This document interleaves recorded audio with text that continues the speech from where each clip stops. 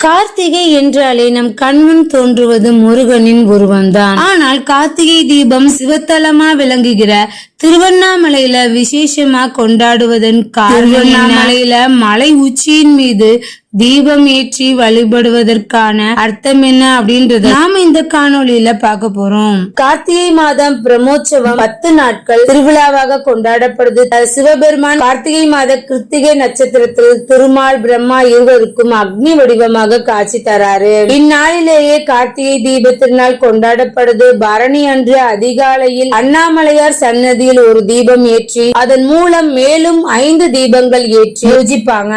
அந்த தீபங்களை ஒன்றாக்கி அண்ணாமலையில் அருகில் வைத்து விடுவாங்க. பரம்பொருளான ஒருவரான சிவபெருமான் எல்லா உயிர்கள் பொருட்களிலும் நீக்கமர நிற்கிறார் என்பதை இந்த நிகழ்ச்சியின் மூலம் நாம் தெரிய வருது. பின்பு இந்த தீபத்தை மலைக்கு கொண்டு சென்று விடுவாங்க. மாலையில் கொடிமரம் அருகில் மண்டபத்திற்கு பஞ்சமூர்த்திகள் எழுந்தருள்வாங்க. அப்போது மூலஸ்தானத்தில் இருந்து அர்த்தநாதீஸ்வரர் வருவார். அவர் முன்னால் அகண்ட தீபம் ஏற்றியதும் மலையில் மகா தீபம் ஏற்றப்படும். அண்ணாமலையார் அவ்வேளை ஜோதி வடிவில் காட்சி தருவதாக ஐதீகம். மகா தீபம் ஏற்றும் வேளையில் மட்டுமே அர்த்தநாதீஸ்வரராக தரிசனம் தருவார். மற்ற நாட்களில் இவர் சந்நிதியை விட்டு வருவதில்லை. மலை மேல் மகா தீபம் 11 நாட்கள் எரியும். திருவண்ணாமலை மீது தீபம் ஏற்றும் உரிமையுடையவர்கள் மீனவ இனத்தான பரத்வாஜ குலத்தவர்கள் தான் ஏற்ற முடியும். தீப விழாவன்று ஆலயத்தில் இருப்பவங்க அவர்களை கௌரவம் செஞ்சு மலை மேல் தீபமேற்றும் பொருட்களை கொடுத்து அழைத்து வருவாங்க.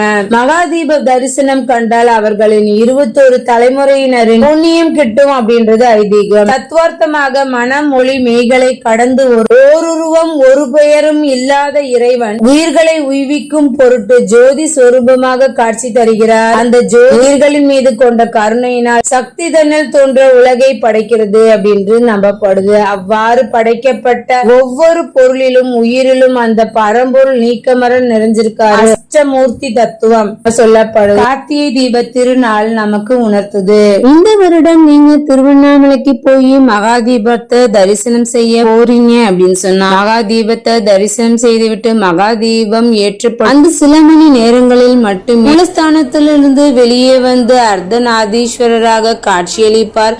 அந்த காட்சி வருட ஒரே ஒரு நாளான கார்த்திகை தீபத்தன்று மகா தீபம் ஏற்றும் அந்த சமயத்தில் காட்சி தருவார். வருடத்தில் ஒரு முறை மட்டுமே அர்த்தநாதீஸ்வரர் வெளியே வருவார். அவரை கண்டுவிட்டு வாருங்கள். இன்னைக்கு நாம கார்த்திகை தீபத்தின் சிறப்புகளை தெரிஞ்சு இது போல இன்னும் ஒரு வீடியோல நாம சந்திக்கலாம். நன்றி, வணக்கம்.